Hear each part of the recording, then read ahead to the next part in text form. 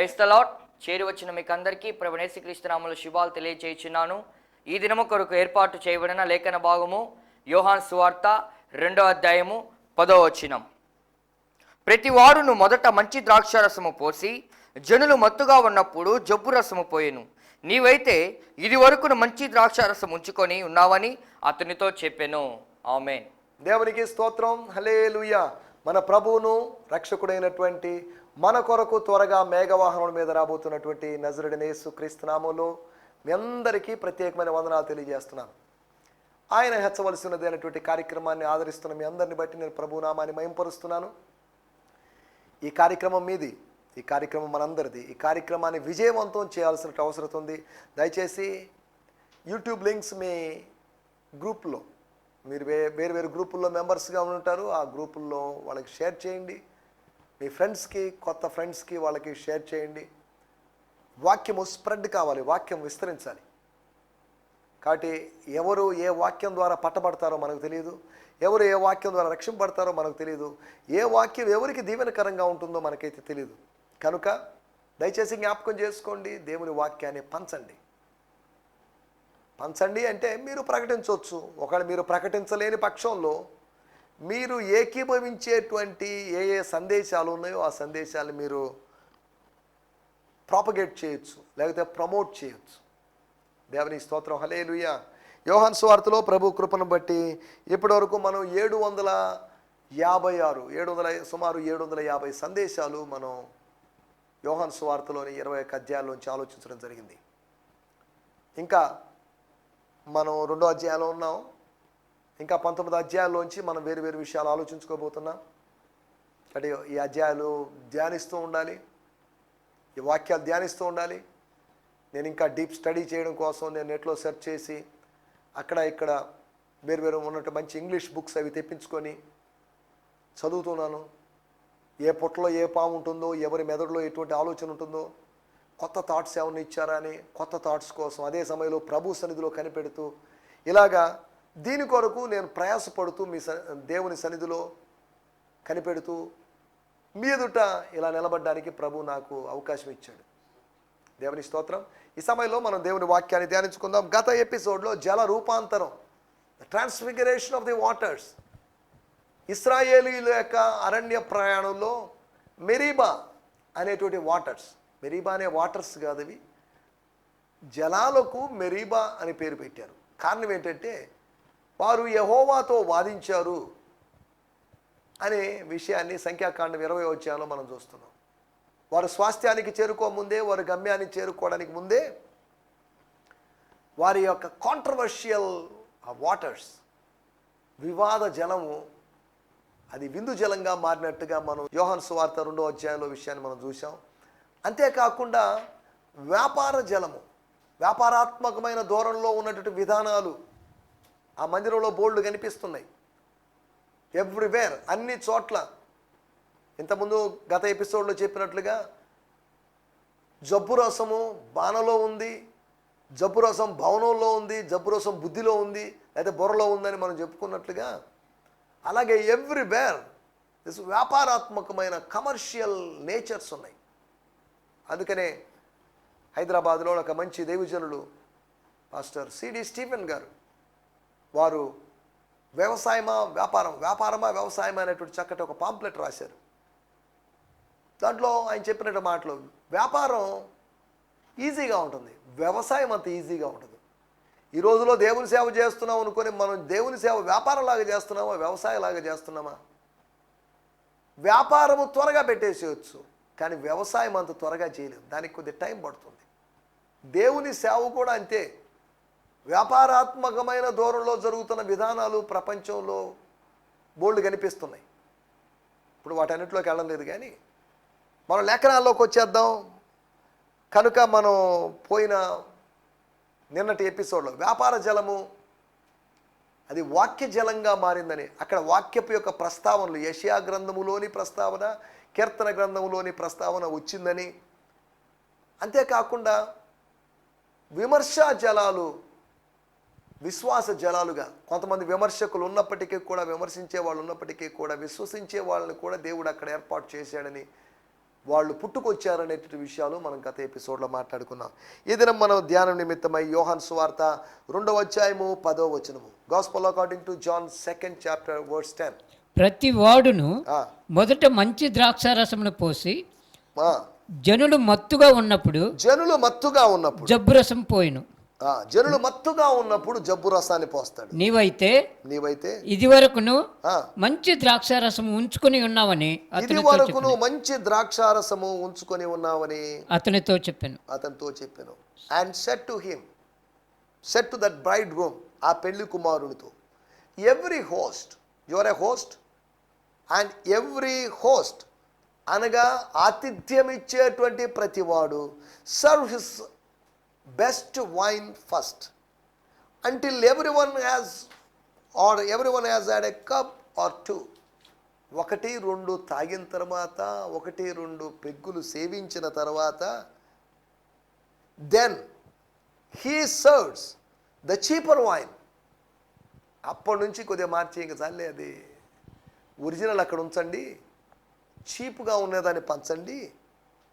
But you my friend, ఇది ఎక్స్ట్రాగా add చేసినటువంటి విషయము ఈ తర్జుమాలో, ఎక్స్పాండెడ్ లేకపోతే ఈజియర్ వర్షన్లో, you my friend you have reserved the most exquisite wine until now. ఇప్పటి వరకు ఎంతసేపు జరిగిందో మరి, పెళ్ళి విందు స్టార్ట్ అయ్యి ఎంతసేపు అయిందో మరి మనకు తెలియదు, కానీ ఇప్పటి వరకు నీవు మాత్రం మంచి ద్రాక్షారసాన్ని, జబ్బు రసాన్ని గురించిన ఆలోచన నీకు రాలేదా ఏంటి? మంచి ద్రాక్షారసం అంత సమృద్ధిగా ఉంటే అసలు ఎక్కడి నుంచి పట్టుకొచ్చావు, ఎక్కడి నుంచి తీసుకొచ్చావు? From where you got this best wine అని అడిగే ప్రశ్న, పెళ్లి కుమారుని యొక్క మౌనం అక్కడ కనిపిస్తుంది, విందు ప్రధాని యొక్క ఆశ్చర్యం కనిపిస్తుంది. పెళ్లి కుమారుడు మౌనంగా ఉండాలన్నా, విందు ప్రధాని ఆశ్చర్యపడాలన్నా కానీ మన ప్రభువు కార్యం చేయాల్సిందే. ప్రభువు కార్యం చేస్తే మౌనంగా ఉండాల్సిన వాళ్ళు మౌనంగా ఉంటారు, ఆశ్చర్యపోయేవాళ్ళు ఆశ్చర్యపోతుంటారు, ఆస్వాదించేవాళ్ళు ఆస్వాదిస్తుంటారు. ఇన్ని పనులు జరుగుతుంటాయి. ప్రభు ఒక చిన్న కార్యం చేసేవాడిని, ఎంజాయ్ చేసేవాడు, పని చేసేవాడు, అడిగేవాడు అడుగుతుంటాడు, మౌనంగా ఉండేవాడు మౌనంగా ఉంటాడు. అన్ని రకరకాల ఫీలింగ్స్ ఏర్పడతాయి, రకరకాల స్పందనలు, మిశ్రిత స్పందనలు ఏర్పడతాయి. ప్రభువు యొక్క ఒక్క కార్యం మిశ్రిత స్పందనల్ని, మాట్లాడినటువంటి మరియను కూడా మౌనంగా చేసేసాడు. చూడండి, పెళ్లి కుమారుడు మౌనంగా ఉన్నాడు, మరియ మౌనంగా ఉండింది. పరిచారకులు నోరు తెరిచి ఏం చెప్పాలి? మేమేం చేసాం? జస్ట్ నీళ్లు పోసాం అంతేగా, ద్రాక్షారసం మేము పోయలేదుగా. ఏం జరిగిందో ఇది మాకు అర్థం కావాలి, ఇది యెహోవా వలన జరిగిన కార్యం, ఇది మా కనులకు ఆశ్చర్యం అని మాత్రం చెప్పగలరు పాత నిబంధనలు లేఖన భాగంలాగా. This is the work of the Lord, this is marvellous unto our eyes. మా కనులకు ఆశ్చర్యంగా ఉందండి. ఏంటిది? ఇంతవరకు మానవ చరిత్రలో ఏ వివాహములో జరగని విధంగా జరిగిన కార్యం. యేసు ఉంటే ఊహించని కార్యాలు, యేసు ఉంటే మరుపురాని కార్యాలు జరుగుతాయనే సంగతిని మనం మర్చిపోకూడదు. దేవునికి స్తోత్రం, హల్లెలూయా. ఇక్కడ గమనించాల్సిన విషయం 10వ వచనంలో, జనులు మత్తుగా ఉన్నప్పుడు, మన టైటిల్ కూడా ఇదే, మత్తుగా ఉన్నప్పుడు. మత్తుగా ఉన్నప్పుడు ఏం జరుగుతుంది? మత్తు గమ్మత్తుగా ఉండొచ్చేమో, కానీ నీకు మత్తు గమ్మత్తుగా ఉన్నప్పుడు సాతాను నిన్ను చిత్తు చేస్తున్నాడనే సంగతి మర్చిపోవద్దు. మత్తు నీకు గమ్మత్తుగా మారడానికి వీల్లేదు. అలా మత్తుగా ఉన్న మూమెంట్లో, మత్తుగా ఉన్నప్పుడు జరిగినటువంటి 4 విషయాలు మీకు త్వరగా జ్ఞాపకం చేస్తాను. అంటే ప్రతి చోట మత్తుగా ఉన్న చోట ఇలా జరుగుతుందని కాదు, లేఖనాల్లో మత్తుగా ఉన్న చోట్ల జరిగినటువంటి విషయాలని 4 విషయాలని మీకు గుర్తు చేస్తాను. దేవుని స్తోత్రం, హల్లెలూయా. మొట్టమొదటి మాట, యోహాను సువార్త 2వ అధ్యాయం 10వ వచనం మనం చదువుకున్నట్టు మూలవాక్యం. ఏం జరుగుతుంది మత్తుగా ఉన్నప్పుడు? జనులు మత్తుగా ఉన్నప్పుడు అందరూ అప్పుడు జబ్బు రసాన్ని పోయడం ఆరంభిస్తారు. అనగా మత్తు ఉన్నప్పుడు మోసం చేయడం ఆరంభిస్తారు. మత్తుగా ఉన్నప్పుడు మోసానికి అవకాశం ఉంది, మోసపోయేటువంటి అవకాశం ఉంది.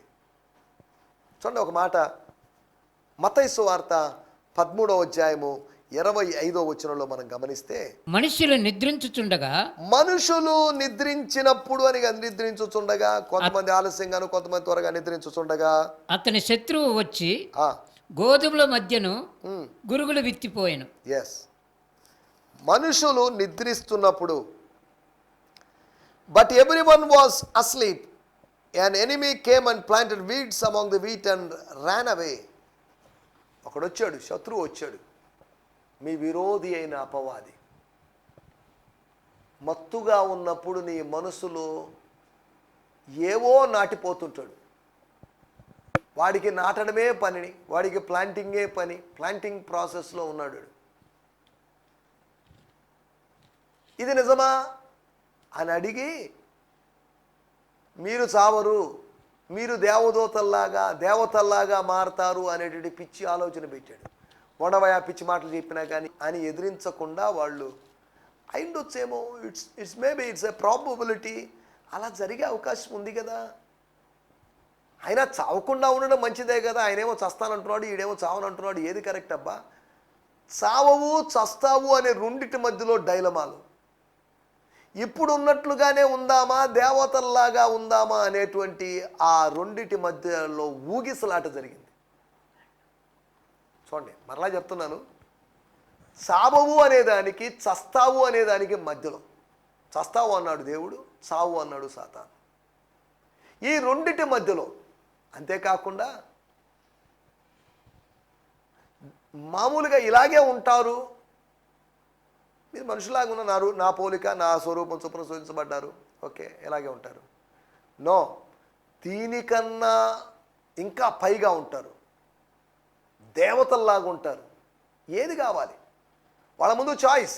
చూడుడి, నేడు మీదట మరణమును జీవమును పెట్టి ఉన్నాను, ఇక మీ ఇష్టం, ఎన్నుకోవాల్సింది మీరే. కీడుని మేలుని పెట్టాను, మీకేది ఇష్టమో కోరుకోండి. ఆశీర్వాదాన్ని శాపాన్ని పెట్టాను, మీ ఇష్టం ఏదో కోరుకోండి. ఆయా ప్రాంతాల్లో బిడ్డలు అన్నప్రాసన చేసిన తర్వాత మొదటి బర్త్డే సమయాల్లో రకరకాల పదార్థాల్ని, రకరకాల వస్తువుల్ని ఒక గదిలో ఉంచేసి దోగాడుతున్న చిన్నపిల్లలను వదిలేస్తారు. వాడు పోయి ఏ వస్తువు పట్టుకుంటే ఆ వస్తువు వాడికి చెందేటట్టుగా అది వాడికి ఇష్టమని ఇలా నిర్ధారించుకొని వేడుకలు చేసుకుంటుంటారు అక్కడక్కడ. It's up to you, it's your choice. నేను ఎవరిని విడిపించాలి? యేసునా బరబ్బానా? యేసుకు ఒక ఓటు కూడా పడలేదు, బరబ్బాకి 100 ఓట్లు పడ్డాయి. లేవాల్సిన యోహాను చెయ్యో, దూరం నుంచి లేవాల్సినటువంటి పేతురు చెయ్యో లేవలేకపోయినాయి. యేసుకు ఒక ఓటు కూడా పడలేదండి. అంటే ఎలక్షన్ జరిగిందని కాదు నా మాటల యొక్క ఉద్దేశం. అనగా ఎవరు లేదండి, వద్దు బరబ్బా, ఎందుకండి బరబ్బా దొంగ కదా, బందిపోడు దొంగ కదా, వాడిని ఎలా విడిపిస్తారండి? వాడికి క్షమాభిషణ ఎలాగా? వాళ్ళు మార్పు ఉందని మీరు ఎలా తేల్చి చెప్పగలరు? నో, వాడు వచ్చాడంటే మళ్ళీ సమాజంలో మళ్ళీ సమస్యలు వస్తాయి అని అనేవాళ్ళు వ్యతిరేకించేవాళ్ళు లేరు. బరబ్బాకి భరోసాని ఇచ్చినటువంటి భయంకరమైన ప్రపంచం ఇది. కానీ యేసును ఏమాత్రం స్వీకరించలేనటువంటి అసహ్యమైనటువంటి ప్రపంచం ఇది. బరబ్బాని హైలైట్ చేసిందే, బరబ్బాని విడిపించడానికి ఇష్టపడ్డారే. నిన్ను విడిపించగలిగిన యేసును, యేసు పక్షాన మాట్లాడడానికి ఒక్క నోరు కూడా పెగల్లేదే. ఇది కళా నిజమా? ఆదివారం రోజు జయము జయముని కేకలు వేసిన వాళ్ళే కదా, ఇప్పుడు ఒక్కడు కూడా మాట్లాడడం లేదే. ఆ రోజు ఆదివారం జయము జయము అన్నారు, ఈరోజు వేయము వేయము అన్నారు. అంతా ఇంచుమించు సిమిలర్గానే ఉంది, జయము వేయము జయము వేయము. చూడండి, ఈరోజు పొగిడిన వాళ్ళు రేపు నిన్ను పొగుడుతానని గ్యారంటీ లేదు, విమర్శించే అవకాశం ఉంది. ఈరోజు విమర్శించిన వాళ్ళు రేపు పొగుడుతారని మనకు గ్యారంటీ. ఏదేమన్నప్పటికీ ప్రజల యొక్క అభిప్రాయాలు మారుతుంటాయి.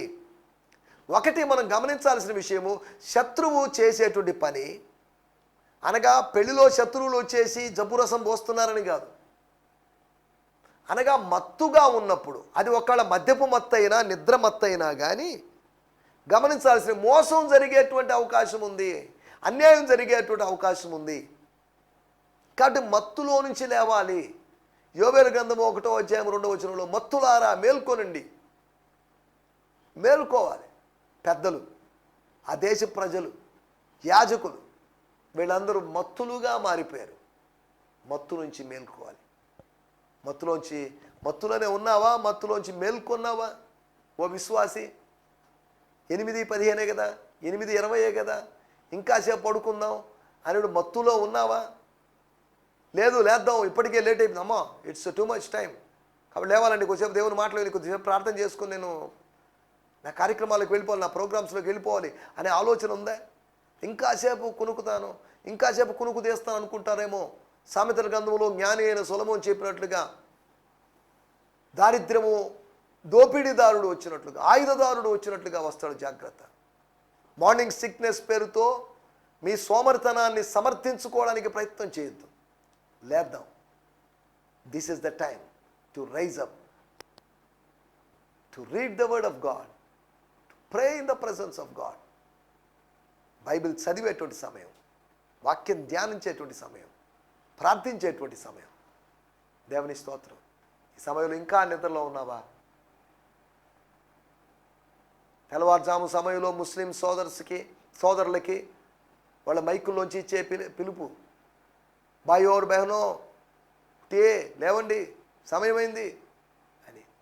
దేవుని ప్రజలారా, మనకు మైకులు పెట్టి మనకు చెప్పడానికి, లేవండి క్రైస్తవ సహోదరులారా, లేవండి, నిద్ర లేవండి, ప్రార్థన చేయండి, నమాజ్ చేయండి, లేకపోతే బైబిల్ చదవండి, ప్రార్థన చేసుకోండి అని చెప్పేవాళ్ళు లేకపోవచ్చు. కానీ మన మొబైల్స్లోనో లేకపోతే మన గడియారాల్లో అలారమ్స్ ఉన్నాయి. కానీ అదే సమయంలో ఆత్మదేవుడు చెప్పాలి, నా కుమారుడా లే, దిస్ ఈజ్ ఎనఫ్, చాలే, ఇంకేమన్నట్టు మధ్యాహ్నం చూసుకుందాం, మధ్యాహ్నం నిద్రపోదులే అన్నట్టుగా. మత్తులోంచి మనం మేల్కోలేదు. మత్తులో ఉన్నప్పుడు మోసం, జనులు మత్తుగా ఉన్నప్పుడు మోసం జరిగేటువంటి అవకాశం ఉంది. నెంబర్ 2, ఆదికాండం 19వ అధ్యాయము 33, 34, 35 వచనాలు. ఆదికాండం 19వ అధ్యాయము 33. జెనసిస్ 19:33. స్తోత్రం. ఆ రాత్రి వారు తమ తండ్రికి ద్రాక్షారసము త్రాగించిన తరువాత అతని పెద్ద కుమార్తె లోపలికి వెళ్ళి తన తండ్రితో శయనించెను. చాలండి, మరి ఎక్కువ వివరంలోకి వాటిలోకి వెళ్ళడం లేదు. ఆదికాండము 9వ అధ్యాయంలో ద్రాక్ష తోటను వేసి తాగి మత్తుడై చిత్తుడై తప్పు చేసి తన కుమారుని మీదకి, తన జనాంగం మీదకి శాపం తెప్పించినటువంటి నోవహు మనకు తెలుసు. ఆ చేదు అనుభవాల యొక్క ఆ తాజాదనము తరిగిపోకముందే మళ్ళీ ఇంకా ఇటువంటి సంఘటన చూడండి. ఆదికాండం 9వ అధ్యాయానికి 19వ అధ్యాయానికి మధ్యలో ఒక 9 అధ్యాయాలు గ్యాప్ ఉంది. 9 అధ్యాయాల తర్వాత మళ్ళీ సేమ్ మిస్టేక్ జరుగుతుంది. వచ్చి అప్పటికి నోవహు నోడలేదా మరి తెలీదు. లోతు గారికి ద్రాక్ష రసం అంటే, వైన్ అంటే, మద్యం అంటే బహుశా మద్యపు ప్రియుడై ఉండొచ్చు. వాళ్ళకి ఎక్కడి నుంచి దొరికిందో మరి తెలీదు. ఆ సొదమ గొమరాలో లేకపోతే సొదమలో వారి ద్రాక్ష తోట ఉందో మరి తెలీదు. సొదమలోని ద్రాక్ష తోటలో తీసుకొచ్చే శ్రేష్టమైన రసం తాగించి వాళ్ళు మనసులో ఒకటి అనుకొని పొరబడిపోయి దురభిప్రాయాన్ని బట్టి చేయరాని కార్యాన్ని చేశారు, పాపాన్ని చేశారు. చూడండి ఎంత విచారకరమైన విషయం. నరుడు ఒంటరిగా ఉంటే మంచిది కాదు అని దేవుడు అనుకున్నాడు. వాడికి సాటి అయిన సహాయం చేస్తాను అనుకున్నాడు. లోతు కుమార్తెల విషయంలో దేవుడు చేయలేడా? తన కుమారుడైనటువంటి ఆదాము విషయంలో చేసిన దేవుడు లోతు కుమార్తెల విషయంలో చేయలేడా? సమస్యను దేవుని వైపుగా ఆలోచించకుండా మన వైపుగా శరీర సంబంధంగా ఆలోచించడం వల్ల సమస్యలు వస్తాయి. Look every problem in the perspective of Jesus Christ or God. యేసు దృక్పథంలో, దైవ దృక్పథంలో ప్రతి సమస్యను చూడండి. Don't look every problem in the physical or in the carnal sense. శరీర సంబంధమైన దృక్పథంతో సమస్యలు చూడద్దు. ప్రతి సమస్య ఉంటే సమస్యకు పరిష్కారం ఉంది. సమస్యకు పరిష్కారము దైవికంగా ఉండాలి. అది లేనప్పుడు 2 దుష్ట జనాంగాలని తీసుకొచ్చారు ఒక కుటుంబంలోంచి. సొదమ నుంచి తప్పించుకోబడి వచ్చినటువంటి కుటుంబంలోంచి దుష్ట జనాంగాలు రావడం విచారకరం. అనగా రెండో విషయము, మత్తులో ఉన్నప్పుడు పాపం జరిగే అవకాశం ఉంది. ఒకటి, నెంబర్ 1, మత్తుగా ఉన్నప్పుడు మోసం జరుగుతుంది. నెంబర్ 2, మత్తుగా ఉన్నప్పుడు పాపం జరుగుతుంది. పాపం జరిగింది అంటే దాని అర్థం జరిగే అవకాశం ఉంది. జరిగింది అంటే జరగబోతుంది అని కూడా, జరుగుతుందని కూడా. చూడండి, మూడో విషయాన్ని నేను మీకు జ్ఞాపకం చేస్తాను. ఇప్పుడు చదువుదాం సామెతల గ్రంథము 23వ అధ్యాయము 33వ వచనం. సామెతల గ్రంథము 23వ అధ్యాయము 33వ వచనం. స్తోత్రం స్తోత్రం స్తోత్రం. అక్కడ రాయబడిన మాటలు 23వ అధ్యాయము 33వ వచనం. విపరీతమైనవి నీ కన్నులకు కనబడును, విపరీతమైనవి నీ కన్నులకు కనబడును. నీవు వెర్రి మాటలు పలుకుదువు. చాలండి. It will make you hallucinate, mumble and speak words that are perverse. నీకు కనిపిస్తాయి, నీ దృష్టి మారిపోద్ది, నీ చూపు మారిపోద్ది. ఎలా మారుతుంది? నీవు వెర్రి మాటలు మాట్లాడతావు, పిచ్చి మాటలు మాట్లాడతావు, పిచ్చోళ్ళలాగా మారిపోతావు. నువ్వు పిచ్చోడివేం కాదు. ఆ మత్తు దిగేంత వరకు నిన్ను పిచ్చివాడిగానే భావించవచ్చు. పిచ్చివాడు పిచ్చి మాటలు మాట్లాడతాడు, పనికిరాని మాటలు, వ్యర్థమైన మాటలు మాట్లాడతాడు. రాబడి and speak the words that are perverse. పక్కదారి పట్టిన మాటలు అనగా శరీర సంబంధమైన మాటలు మాట్లాడతాం. ఇంతకుముందు మంచి మాటలు మాట్లాడేదా వాడివి, పరలోకపు మాటలు మాట్లాడేవాడివి. ఇప్పుడు పక్కదారి పట్టే మాటలు మాట్లాడే కారణం ఏంటి? లోపలికి వెళ్ళినటువంటి మద్యం చేసేటువంటి పని. అనగా నువ్వు మత్తుగా ఉన్నప్పుడు, ఎవరైనా మత్తుగా ఉన్నప్పుడు పిచ్చి మాటలు మాట్లాడే అవకాశం ఉంది. జాగ్రత్త, మత్తుకు లోను కావద్దు. ఏలి అన్నాడు ఆమెతో, హన్నాతో, అమ్మా సహోదరి, నీలోంచి మత్తును తొలగించుకో. ఏంటి ఆ మత్తు? దేవాలయంలో మత్తేంటి? ప్రార్థించేటప్పుడు మత్తేంటి? మత్తు తొలగదా? కొంతమంది ప్రార్థనలకు వచ్చి నిద్రపోతుంటారు, నాకు అర్థం కావట్లేదు. పాటలు పాడుతుంటే నిద్రపోతుంటారు. వేదిక మీద నేను వాక్యం చెప్తున్నప్పుడు ఏదో రెఫరెన్స్ చూడండి అని చెప్పేసరికి వెనకాల్చి గురక శబ్దం వినిపిస్తుంది. పాస్టర్ గారు తల వంచి గురక పెడుతున్నారు. చూడండి, నేను ఎందుకు చెప్తున్నా అంటే, మనోళ్ళు విస్తారమైన పనులు పెట్టుకొని అలసిపోతున్నారు. అలసిపోవడం వల్ల నిద్రలు వచ్చేస్తున్నాయి. టైం టు టైం నిద్రపోతే గుళ్ళు ఎందుకు నిద్ర వస్తుంది చెప్పండి? ప్రసంగం మధ్యలో ఎందుకు నిద్ర వస్తుంది చెప్పండి? ఒకవేళ వచ్చే నిద్ర కూడా ప్రసంగం వింటూ, దేవుని మాటలు వింటూ లీనమైపోతే మాత్రం నిద్ర ఎక్కడి నుంచి వస్తుంది? కాబట్టి జాగ్రత్తగా ఆలోచిద్దాం. మనం అలసిపోతున్నాం, అనవసరంగా అలసిపోతున్నాం. 1 గంట దాకా, 2 గంటల దాకా, అర్ధరాత్రి దాకా అనవసరంగా ఈ మొబైల్లో చూసుకుంటూ, అవి నొక్కుంటూ, ఈ నొక్కుంటూ, ఒకదాని తెలియకుండా దాని లింకులు, దీని లింకులోకి వెళ్ళిపోయి ఎక్కడికి అంతు లేని ప్రయాణం లాగా ఉంటుంది. గమ్యం లేని ప్రయాణం లాగా ఉంటుంది మొబైల్లో చేసేటువంటి ప్రయాణం. మనల్ని ఎక్కడికి తీసుకొని పోయి ఎక్కడ నెట్టేస్తుందో మరి తెలియదు. అలాంటి ప్రయాణాల్లో ఉన్నటువంటి యువతరం, మత్తులో ఉన్నటువంటి యువతరం, డిసెంబర్ 31 లేకపోతే ఆయా ఫెస్టివల్స్ అప్పుడు, ఆయా పండగలప్పుడు జనమంతా లేకపోతే యువతంతా మత్తులో ఉంటున్నారు. చూడండి ఎంత విచారకరమో. సరే, మనం ఇక్కడ ఆలోచిస్తున్న మాటలు. ఒకటి, మత్తుగా ఉన్నప్పుడు ఏం జరుగుతుంది? మత్తుగా ఉన్నప్పుడు ఒకటి మోసం జరుగుతుంది. మత్తుగా ఉన్నప్పుడు పాపం జరిగే అవకాశం ఉంది. మూడోది, మత్తుగా ఉన్నప్పుడు పిచ్చి మాటలు మనం మాట్లాడతాం. దైవికంగా మనం మాట్లాడలేము. వెర్రివాడి వలె, లోక సంబంధి వలె మనం మాట్లాడతాం. 4వ విషయాన్ని కూడా నేను మీకు జ్ఞాపకం చేస్తాను. అదే సామెతల గ్రంథము 23వ అధ్యాయము 35వ వచనం. నన్ను కొట్టినా గాని నాకు నొప్పి కలుగలేదు. నా మీద దెబ్బలు పడినను నాకు తెలియలేదు.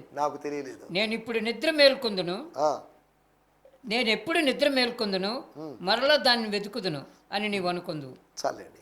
You will awake only to say what hit me.